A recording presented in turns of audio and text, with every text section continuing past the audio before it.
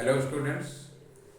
हमने अभी पिछले वीडियो में देखा कि चार्ज भाई जनरेट कैसे किया जाता है। तो चार्ज जनरेट करने के तीन तरीके हैं, by friction, by conduction, by induction. सबसे प्यारा जो है अपना इंडक्शन होता है, जिसमें चार्ज कहीं आता जाता नहीं है, मतलब कि जो देता है उसका कोई लॉस नहीं होता है, दूसरी बॉडी पे चार्ज आ जाता है, वो भी बराबर अमाउंट में आ जाता है, अपोजिट पोलरिटी का है। वो सब चीज़ें अपनी बाद की हैं। ठीक है बच्चों। उसके बाद हमारे पास शब्द आता है प्रॉपर्टी ऑफ चार्ज। ठीक है बच्चों। इसके पास अगर हम पहली प्रॉपर्टी की बात करें तो आता है charge is additive. Charge is additive in nature. Charge क्या होता है? Additive in nature. ठीक है बच्चों। यहाँ पर अगर हम ठीक से देखें तो वो सब हमारे पास पुराना भी है, क्लास 10th का भी है, कि जो चार्ज की यूनिट होती है कूलम्ब होती है। चार्ज की यूनिट क्या होती है बच्चों? कूलम्ब होती है। एक माइक्रो कूलम्ब और 3 माइक्रो कूलम्ब अगर हम आपस में जोड़े तो क्या बन जाएगा? 4 माइक्रो कूलम्ब बन जाएगा। स्केलर अलजेब्रा से जुड़ता है।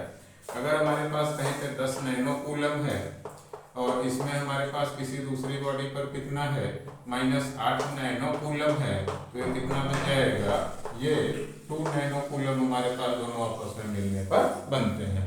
हमारे पास इसमें एक चीज ध्यान रखना होगा बच्चों कि एक कूलम्ब जो चार्ज होता है ये एक्सट्रीमली लार्ज चार्ज है। ये क्या है? एक्सट्रीमली लार्ज चार्ज है। इस वेरी लार्ज चार्ज या बिग चार्ज कहना इसके लिए छोटा शब्द पड़ जाता है। ठीक है, जियांट शब्द यूज हम कर सकते हैं। ठीक है, बहुत ज्यादा बड़ा चार्ज है हमारे पास, तो इसलिए वर्ड क्या होता है? एक माइक्रो शब्द आता है। अच्छा हो उसको थोड़ा सा ये लिखे ही लेते हैं।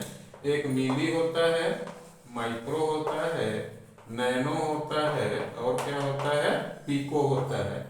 मिली का मतलब एक गिनती है 10⁻³ माइक्रो का मतलब होता है 10⁻⁶, नैनो का मतलब होता है 10⁻⁹, पिको का मतलब होता है 10⁻12।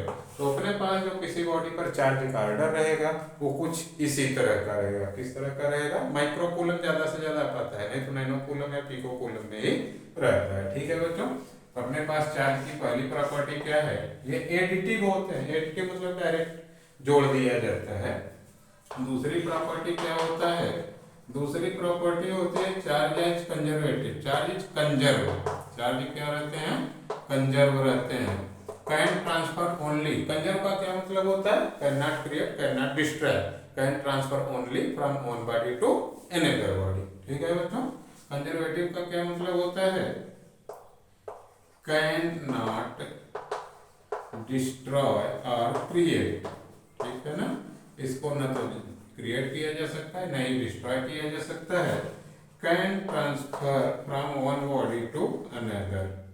Can transfer from one body to another. ठीक है बच्चों, बस इतना ही किया जा सकता है।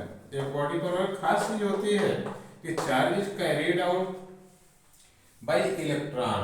हमारे पास इन केस ऑफ मेटल, हमारे पास मेटल में क्या होता है? In case of metal, in case of metal flow of charge positive और निगेटिव, पॉजिटिव और negative charge for both, positive और निगेटिव चार्ज दोनों के लिए इलेक्ट्रॉन आर रिस्पॉन्सिबल। कौन रिस्पॉन्सिबल होता है? इलेक्ट्रॉन रिस्पॉन्सिबल होते हैं। हमारे पास पॉजिटिव चार्ज का कभी भी मतलब नहीं होता कि उस पर प्रोटॉन ज्यादा हो गया। पॉजिटिव चार्ज का मतलब क्या होता है? Lack of electron. ठीक है बच्चों। और नेगेटिव चार्ज का क्या मतलब होता है? नेगेटिव चार्ज का मतलब होता है excess of electron. Negative charge का क्या मतलब होता है? कि उस बॉडी पर कहीं से इलेक्ट्रॉन आ गए हैं। और पॉजिटिव चार्ज का क्या मतलब होता है? उस बॉडी पर के इलेक्ट्रॉन कहीं दूसरी जगह में चाहे चले गए तो हमारे पास प्रोटॉन ज्यादा हो गए और पॉजिटिव चार्ज अपने पास बन जाता है। अगर हम तीसरी प्रॉपर्टी की बात करें बच्चों, जो अपने पास तीसरी प्रॉपर्टी की बात करें तो ये होता है चार्ज क्वांटाइज्ड। चार्ज क्या होता है? क्वांटाइज्ड होता है। इसमें थोड़ा सा क्वांटाइजेशन शब्द का मतलब थोड़ा सा हमें समझना होता है। क्वांटाइजेशन का अपोजिट जो है वो है कंटिन्यूअस। क्वांटाइजेशन का अपोजिट क्या है बच्चों? कंटिन्यूअस। जैसे कि हमारे पास ऐसे कंटिन्यूअस फ्लो हो रहा है वाटर का किसी टोटी से, अगर हम इसको गिलास में ले रहे हैं तो ये कंटिन्यूअस फ्लो है। इसमें अगर हमने गिलास में एक बार आधी गिलास तक पानी लिया, अगर हम दोबारा आधी गिलास पानी लेना चाहेंगे तो नहीं पॉसिबल है, 2-4 बूंदें कम ज़्यादा तो हो ही जाएंगी। और अगर इसी टोटी को हमने कुछ ऐसा खोला, इसमें बूंद बूंद करके पानी आ रहा है, इसमें क्या आ रहा है? ड्रॉप बाई ड्रॉप वाटर इसमें गिर रहा है, तो हमारे पास क्या होगा? 1 बूंद पानी आ सकता है, 2 बूंद पानी आ सकता है, 100 बूंद पानी आ सकता है, 10 लाख बूंद पानी आ सकता है, लेकिन इसमें यह पॉसिबिलिटी नहीं रहेगी कि आधा बूंद हमारे पास पानी आए। तो इसको हम क्या कहते हैं? इसको हम कहते हैं क्वांटाइज्ड। इसको हम क्या कहते हैं? क्वांटाइज्ड। और इसको हम क्या कहते हैं? कंटिन्यूअस। ठीक है बच्चों। वैसे यहाँ पर जब हम अगर डायरेक्ट बात करें क्वांटाइजेशन ऑफ चार्ज, अगर हम डायरेक्ट बात करें क्वांटाइजेशन ऑफ चार्ज की, तो सिंगल वर्ड लिखा जाता है Q is equal to NE, where N is whole number. ये N क्या होता है? होल नंबर होता है। बस इतना ही लिख करके छोड़ दिया जाता है, लेकिन इसका मतलब थोड़ा सा हमें जानना है और दूसरी कोई बात नहीं है। तो क्वांटाइजेशन का एक सिंपल मतलब जो मैं बता पाता हूँ वो कुछ ऐसा है कि स्मॉलेस्ट चार्ज इज नोन। हमारे पास क्या है? स्मॉलेस्ट चार्ज जो है इज फाइंड आउट कहो या नोन कहो, दोनों शब्द हम यूज कर सकते हैं। इज फाइंड आउट, ठीक है ना?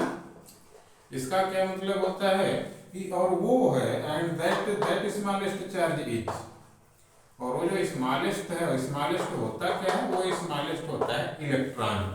इलेक्ट्रॉन पर चार्ज कितना होता है बच्चों? इलेक्ट्रॉन पर चार्ज होता है 1.6 इंटू 10 की पावर -19 कूलम्ब का निगेटिव चार्ज होता है। इलेक्ट्रॉन पर कितना चार्ज होता है? 1.6 इंटू 10 की पावर -19 का निगेटिव चार्ज होता है। ये स्मॉलेस्ट चार्ज है। अच्छा, स्मॉलेस्ट चार्ज होने का मतलब क्या है? हम किसी को चाहें कि एक इलेक्ट्रॉन को काट करके आधा इलेक्ट्रॉन किसी बॉडी को दे दें तो यह पॉसिबल नहीं है। Q इक्वल टू NE यही कहता है कि किसी बॉडी पर जो चार्ज होगा, किसी बॉडी का जो चार्ज हो सकता है वो कितना हो सकता है? 10,000 1000 इलेक्ट्रॉन के बराबर हो सकता है, 2 इलेक्ट्रॉन के बराबर हो सकता है, ठीक है ना? -100 इलेक्ट्रॉन के बराबर हो सकता है। ये जो चार्जेज हैं ये सभी क्या है? तो ये अपने पॉसिबल है। इतना इतना चार्ज हमारे पास पॉसिबल है। हमारे पास अगर हम ये बात करें 2.8 इलेक्ट्रॉन के बराबर का चार्ज या 9.3 इलेक्ट्रॉन के बराबर का चार्ज, ये सब जो चीजें हैं ये क्या है? पॉसिबल नहीं है। तो ये हमारे पास प्रॉपर्टी ऑफ चार्जेज में आता है। मान के चलो कि 3 ही से हमारा पूरा का पूरा काम चल जाएगा। क्या है? Charge is quantize. Charge is quantize में Q equal to NE use किया जाता है। Q इक्वल टू NE का मतलब है जहाँ पे इलेक्ट्रॉन ट्रांसफर होगा पूरे का पूरा ट्रांसफर होगा, आधा आधा ट्रांसफर हो ऐसा पॉसिबल नहीं होता है।